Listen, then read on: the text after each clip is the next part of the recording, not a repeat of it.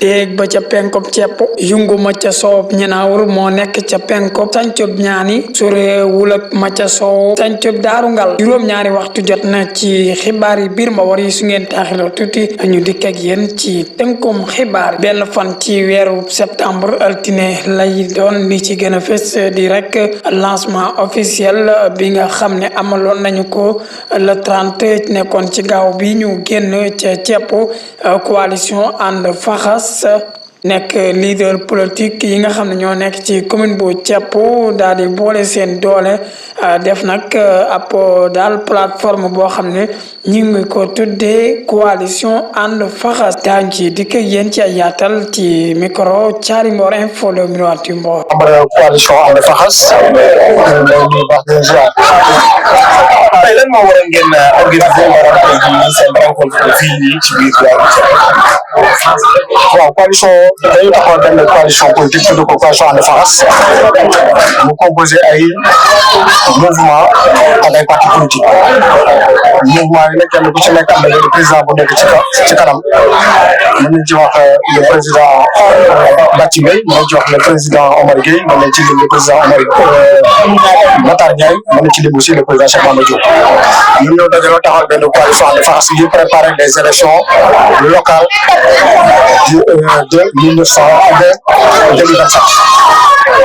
loolu nag boo gisee ñu taxawal ko dañoo bëgg jàkkaarloo ak fi nga xam ne depuis 2009 ba léegi mi ngi fi boobaag léegi liggéeyul dara ci commune bi loo xam ne mën nañu ci teg bët lu dul di mbubbu ay projet état yaakaar ni loolu moom moo ko fi indi te loolu lépp bokk ci demande ak paasam bokk ci programme transfert yi nga xam si ne moom la ko état du Sénégal loolu nag pour jàkkaarloo moom ba jëlee ko fi incha allah indi fi politique boo xam si ne politique sociale lay doon indi fi politique boo xam si ne politique développement lay doon indi politique boo xam si ne politique développement culturel lay doon loolu moo tax la coalition ànd faxas taxaw. tey jii ay doléances yu am solo yëkkati nañ ko fi wàllum tey jii wax nañ ko wàllum électrification wàllum santé maanaam balaa ñuy dugg ci loolu gestion équipe municipale bi nan ngeen ko jàngatee baax na wala baaxul wala dafa am ay luubal wala dafa am yoo xam ne dafa leer. gestion conseil municipal bi bu ñu xoolee taxi yi xool moom ni mu koy doxalee moom dafa mel na maanaam conseil municipal buy def de rendre compte kenn li ñuy tuddee réunion municipale nga xam ne moom moo war a précéder conseil municipal loolu du ko def day woo ñi nga xam ne mooy conseil yi bett leen bu ñu ñëwee du ñu xam ordre du jour bi bu ñu ñëwee du ñu xam lu leen doyee mu jël leen maanaam genre betteel. maanaam gestion bi baax na wala baax gestion bi dara baaxu ci ndax communication bi nga xam ne moo war a am diggante moom ak conseil municipal bi amul texte yi nga xam ne maanaam moom moo ko régir moo ko appliqué du ko appliqué daanaka ci bëgg-bëggam daal ak ni mu ko xalaatee moom noonu lay diriger li nga xam ne mooy conseil municipal. wàllum foncier ci commune bi nan nga ko jaaree. wàllum foncier bi aussi bari na ay coow yu bare surtout ci domaine national bi domaine national bi dafa am loo xam si ni mu ngi ci biir ñu ko tuddee plan Guana dafa am benn système de partage boo xam ne 70% c'est pour les non résidents 30% c'est pour les résidents maanaam ñi nga xam si ñoo dëkk ci commune bi bu ñu xoolee nag li nga xam ne mooy partage bi boobaag léegi gis nañ ni respecté wu li nga xam bare na ay luubal yu ci nekk bare na tamit ay mbuq yu ci nekk bare na tamit lu ñuy tuddee arnaque bu ci nekk premier arnaque bi nga xam ne moom daa njëkk souligné mooy day gis koo xam si ni moom toolam mu jaay suufam mu woo ko bureau lekk ci moom xaalis bu bare te du ko jox benn pièce justificative du am benn kayit bu koy jox léegi bu encaissé yow 4 millions encaissé yow 3 millions te du am benn papier boo xam si ni mooy justifié xaalis bu kii bi ci topp mooy li nga xam si ni moom mooy plan Guana bi partage bi respecté wu ko ndax 30% yi nga xam ne moom la ñi dëkk ci commune bi war a am loolu respecté wu ko ndax gisuñu kenn koo xam si ni dëkk nga ci commune bi ba pare am ci tool yi nga xam ne mooy toolu plan Guana kon loolu dafa violé complètement loi bi nga xam si ni moom mooy régir le plan Guana li ci des tamit mooy da ngay gis ñoo xam si ni dañuy jaay seen tool am ci plein droit ndax dañ ko doon seen ndey ak seen baay wala boog seen maam mu xëy suba def li ñuy wax abus de pouvoir ñëw jaay leen doole maanaam ñëw ni leen baale naa li nga xam ne moom mooy tool bi loolu jaay doole la. am ñoo xam ne dañuy jënd tool légalement ñi leen jaay tool bi di dund ñuy am nga ay kayit yu wóor yoo xam ne ni moom la ñuy jox ki nga xam ne moo jënd tool bi ci affaire politique rek jaar ko ci mbirum politique mu ñëw daal di teg loxo ci tool boobu jaay ki nga xam ne ni doole ki nga xam ne moom mooy maanaam mooy jënd tool bi ci loo xam ne ni tegu ko fenn ndax faru la ak moom rek wala àndul ak moom problème maire bi daal ak commune Thiep mooy lépp lu muy def li mu ciy xool mooy ku far ak moom ku far ak moom lépp loo xam ne mooy say droit dana la ko respecté ku farul ak moom nag lépp loo xam ne yaa ngi koy def ci commune bi dana fexe ba gàllankoor ko dana fexe ba yàqu ko dana fexe ba indi la jafe-jafe. ci wàllum yoon bi ñu ñëw sànq am nañ jafe-jafe foo lañ ci toll ak wàllu bu tey jii nii maanaam yenn infrastructure yi. waaw RARA bi loolu bokk ci domaine compétence waaye nag moom moo nekk le disons le pouvoir prolongé de l' état maanaam moom mooy représenté état bi à travers la décentralisation kon li nga xam ne nii maanaam bu ci taxawoon mooy dénoncer mooy dem au niveau de l' état central wax leen li nga xam ne moom la ñu am ci jafe-jafe ci RARA bi nga xam ne bariwul daanaka mi ngi toll ci 16 kilomètres diggante Kébémer ak Thiénaba loolu bu boobaa defe naa ni heure bi dina fekk ñu saafara ko. kon nag pare ngeen pour faxas ko. pare nañu pour faxas ko pare nañu pour dégager ko ndax 2009 ba léegi ça fait presque 17 ans wala boog 18 ans mi ngi fi amul dara loo xam ne apporté na ko commune bi ci li ñu mën a teg loxo. te gestion baaxul. ensuite li nga xam ne moom mooy GCO bi président Matar wax na ko sànq dafa am lu ñuy tuddee RSE responsabilité sociétale d' entreprise loolu commune yi nga xam ne mooy commune yu Jokkul ak commune Kamba Gueye ñoom ñëpp am na loo xam ne maanaam jot nañ ko ñoom waaye moom ba léegi kenn xamul ñaata la GCO joxe kenn xamul bi mu joxee fan la ko dugal kenn xamul tamit maanaam mbir moom fan la toll. da jàpp ne GCO da koo ger. non du yàgg foofu sax waaye ñun li ñu koy laaj rek mooy nañu wax GCO li nga xam ne moom joxe na ko ci RSE bi fan la ko dugal ñaata la ak fan la ko dugal loolu lañ koy laaj. jërëjëf asalaamaaleykum wa rahmatulah. Militant de PASTEF, responsable PASTEF, initiateur de la coalition And Faxas au niveau local. Vous avez organisé une rencontre aujourd'hui au sein de la commune de Thiep. Revenez sur l'objectif d'abord. Voilà. Je commence d'abord par faire un éclaircissement. Nous sommes des militants de PASTEF. Moi-même, j'ai dirigé la coalition Yewwi Askan Wi aux élections locales passées. J'ai dirigé avec Bathie Beye la campagne présidentielle. J'ai dirigé avec Bathie Beye la campagne des élections législatives avec PASTEF. Donc nous sommes des militants et des responsables de PASTEF. Bathie Beye, à ma gauche, est le responsable même de GPS de la commune de Thiep. Donc d'abord, nous sommes des militants de PASTEF. Mais la politique a besoin de l'animation. Nous avons vu qu'il y a beaucoup d'organisations qui ne sont pas dans PASTEF. Et nous voulons les enrôler. Nous avons créé une plateforme élargie qui s'appelle And Faxas.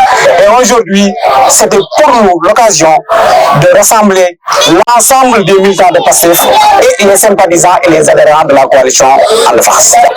Des urgences ont été évoquées lors de cette rencontre concernant le bâtiment des routes, le problème d'infrastructure routière, mais aussi l'électrification, le problème de la santé à l'endroit des femmes. Vous revenez un peu sur les urgences qui ont été évoquées. Vous savez que Thiep est une commune rurale oubliée. Depuis 1960, nous réclamons le bitumage de la route Kébémer-Thiep-Saredao, qui est une route pour la production agricole. Aujourd'hui, le maraîchage au niveau de la commune alimente le marché de Louga, alimente le marché de Pout et alimente une partie du marché de Touba. Mais on utilise d'autres routes. Parfois, ce sont des pirogues qui sont utilisées. Parfois, c'est des véhicules de militaires en retraite qui sont utilisés pour envoyer les légumes. C'est vraiment une doléance de 60 ans. Nous réclamons le bitumage de la route Kébémer-Thiep-Saredao.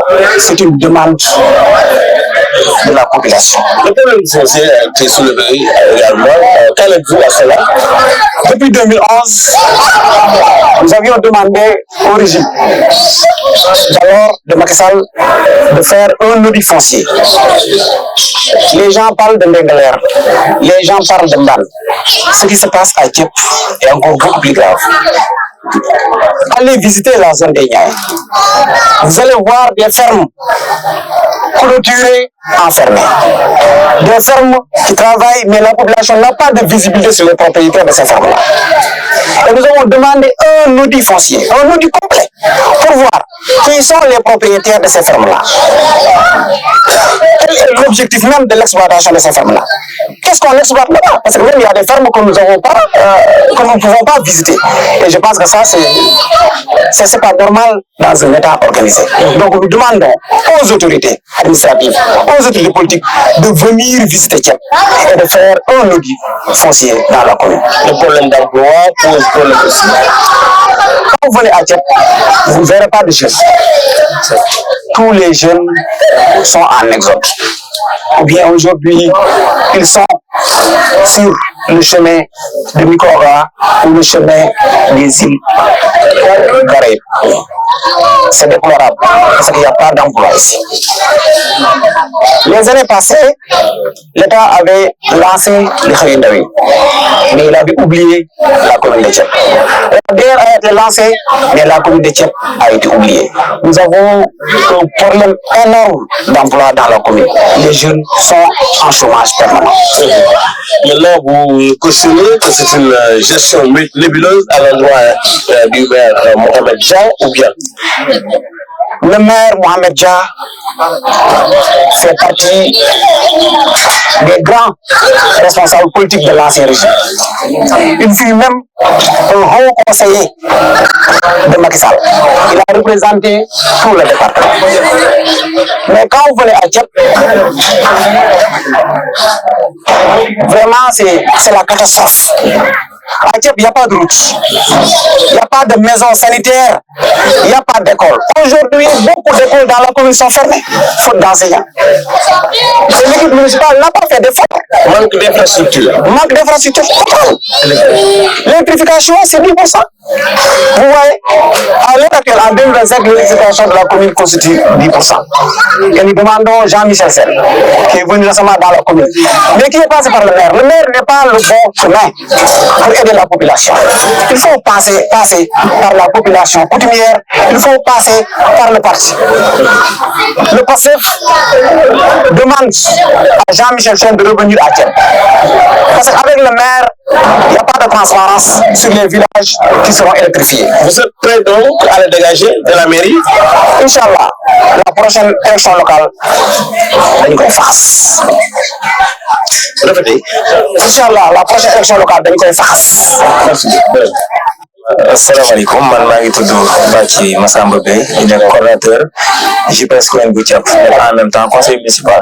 D'accord tey jii nii gis nañ ni maanaam ay doléances ba yoo xam concernant li gën a am solo sax foncier bi wax nañ ko mais dañu problème mu infrastructure maanaam wax ngeen ko emploi des jeunes tamit nekk na bu metti fii ci la waaw comme ni nga ko waxee rek commune bu Thiep moom yaakaar naa màggat la màggat nag boo ko waxee moom fépp foo laal rek day metti comme ni nga ko waxee ci foncier moom c'est un problème loolu moom dañ koy réclamer di demander un appel solennel à monsieur le président de la République surtout avec monsieur le ministre de l'urbanisme et des collectivités territoriales mu def audit parce que lii problème foncier ci suufu Thiep moom dafa métti surtout jaay doole gi parce que jaay doole gi moom ci gën a métti maanaam ku ànd ak maire bi lu la neex nga def fu la neex jaay fu la neex jënd mais boo ànd ak moom foo jël mu teg ci loxo ne baare naa ko parce que loolu moom abus de pouvoir la bu manifeste flagrant et puis que dañu gis aussi ay tool yoo xam ne nii ay borom daraja ñoom ñoo ko moom te xamuñ nan lañ ko moomee au détriment de la population maanaam foo xam ne population lañ fa war a defar ay tool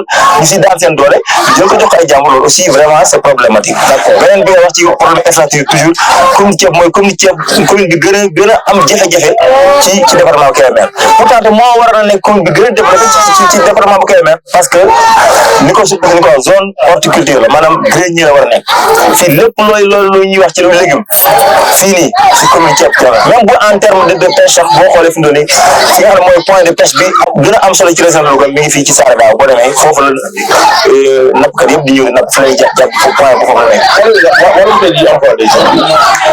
emploi des jeunes moom ni ñu ko waxee sànq rek maanaam zéro parce que amuñu industrie donc boo amulee industrie tool yi ak as néew par rapport ak météo moo ci nekk parce que jamono yii si ginnaaw rek plan ANIDA bi fi nekkoon tool ANIDA bi fi nekkoon mais jeunes yu bëri yi xam ne ñu bëgg a tas dañ leen génne dafa xëy na bàyyi naa leen doon leen fi liggéey ñu nekk pour mu ne parce que bañ fee dugg nañ fa dugg normal xam nga loolu ça veut dire que y a quelque chose ñu demaat tuuti ci kanam mu beddi ñi nga xam ne ñi ñëpp ay militants parce que dugal ay militants boppam kon ça veut dire kooku lu muy def kon amul transparent te maanaam kon loolu jaay doole la kon gestion moom c'est ni ko waxee gestion moom ni ñu ko mën a waxee mooy gestion bi gën a catastrophique bi gën a bon ci Sénégal mooy maire bu Thiep parce que man ñun sax dañuy réclamer maanaam audit bi ñëw sax ci foncier mais audit ci municipalité bi gestion parce que ci marché public yi man conseil municipal la bokk ci coalition bi daal di yëkkati ay kàddu noonu la daal di passé ki nga xam ne mooy parti bi mu daal di ñëw ci ay kàddu Serigne Omar Gueye moom tamit daal di ñëw ki nga xam ne mooy Matar Ndiaye daal di tëj ñettaay bi wax nañ fa lañu jàpp ne daal neexu leen ci doxinu commune